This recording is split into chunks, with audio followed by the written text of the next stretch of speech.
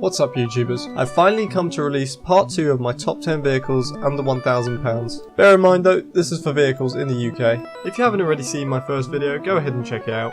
It'll probably put this into context, so let's get into it.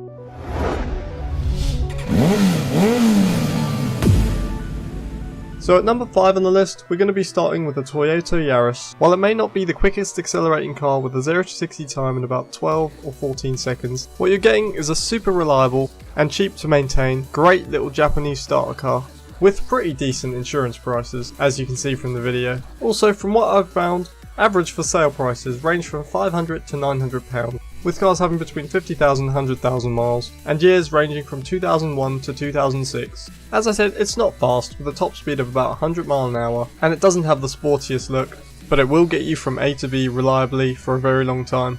And for all these things considered, I'm going to give it a rating of 7 out of 10.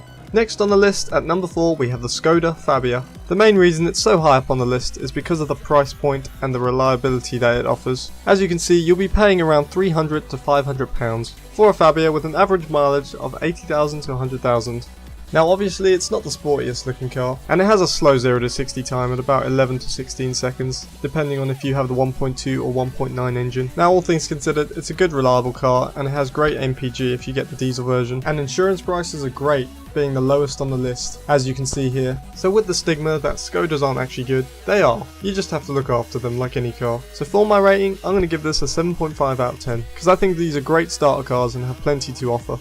Number 3 on my list is the Peugeot 206. One of the more sportier looking hatchbacks. Some people treat this as a Marmite car, you either love it or you hate it. But to be fair, they even offer a convertible, so there is a lot of choice for this car. With a top speed of about 107 miles an hour and a 0 to 60 time in 12 seconds, it's not the fastest on the list, but it gets the job done. Having said that, I can't really comment on the reliability.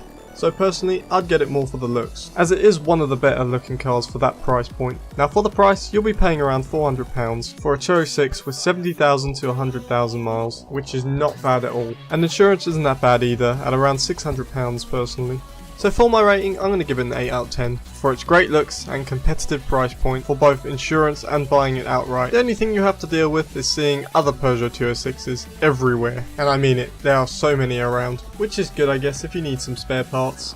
Number 2 on my list is a Seat Ibiza. This is a very easy to drive, reliable and sporty looking car. It ticks a lot of boxes for first time buyers and therefore is a very popular car. Economy wise it's great too, so your tax is going to be quite low and running costs practically nothing, alongside great resaleability. The only complaints I could have is probably the interior, as it's quite plasticky and it has cramped rear legroom, but other than that it wouldn't be 2 on my list for nothing. Now price wise you'll be paying around £700 for an Ibiza that can push out 0 to 60 in about 14 seconds, with an MPG of around 70 or 40 depending on if you have the diesel engine or not. Top speed will be around 106 miles an hour for both engines. Now insurance for the car will actually cost less than the buying price of the car in my case, at around £600. So in conclusion, this is one of the pricier cars on the list, but I'd take it any day for its super reliability, sporty looks and great economy. And also to say, when I come to get my second car, selling this will be a breeze, as they are pretty sought after cars. So with that in mind, I'm going to give the Seat Ibiza an 8.5 out of 10. Number 1 on my list. This was a competition between 3 cars, but in the end, the VW Polo won. With some of the best reliability in the game, German engineering takes it away from everything else, with the VW Polo being a fine example. This reliable, cheap to run and safe to drive car can be picked up for around £500 to £900 in the UK, with an average mileage of 60 to 120,000. With cars ranging from 2002 to 2007. The only downside is the steep insurance prices, which as you can see the lowest is about £1,000, but I think this is a compromise for such a bulletproof car. Of course, the insurance may be different for you. The Polo pushes out a 0 to 60 in about 10 seconds with a top speed of 100 to 114 miles an hour depending on if you have the 1.2 or 1.4 engine.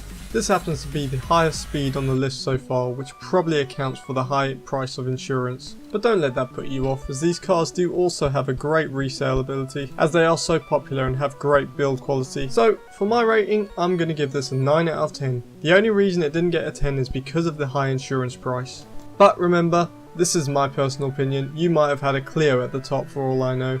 I hope this video was really helpful and gave you a great idea onto the cars that you can get for under £1,000 in the UK, and please stick around for a few honourable mentions. The two other contenders for first place on this list was the Ford Fiesta and VW Golf. Again, both great cars, and I think you should definitely consider them as well. Special thanks to Greg Slay, who provided the background music. Looking forward to hearing more of his stuff. You can find links for him in the description, and thanks to Ryan Harper for sourcing out some information. Anyway, thanks for making it this far through the video, and I'll catch you next time. See ya!